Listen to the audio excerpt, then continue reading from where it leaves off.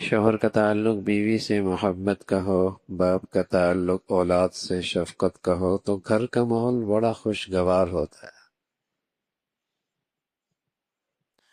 میاں بیوی کا آپس کا تعلق محبت کا، اولاد کا باپ سے تعلق احترام کا، باپ کا اولاد سے تعلق شفقت کا، تو گھر میں بڑی رونق ہوتی ہے، خوشگوار ماحول ہوتا ہے۔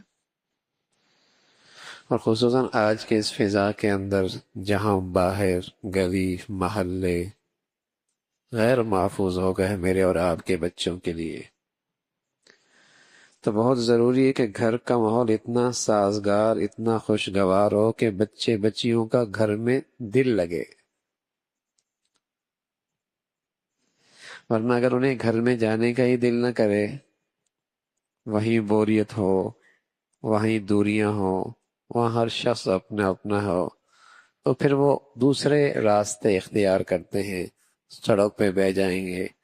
چائے خانے پہ بیٹھ جائیں گے، کہیں اور وقت گزار دیں گے۔ اس وقت آئیں گے جب سب سوئے ہوں۔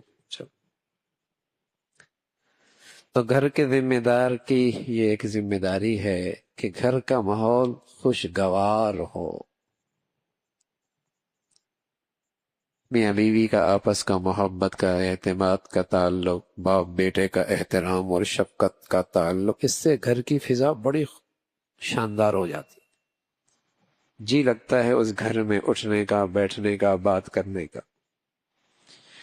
تو اللہ کے نبی صلی اللہ علیہ وسلم اپنی اولاد کے ساتھ بڑی شفقت، بڑا پیار، ہاں تنبیہ بھی ہے، یہ بھی حکمت کا تقاضا ہے، تنبیہ بھی ہے، لیکن آپ علیہ الصلوۃ والسلام کا انداز ایسا نہیں تھا کہ بچے آپ سے دور ہو جائیں۔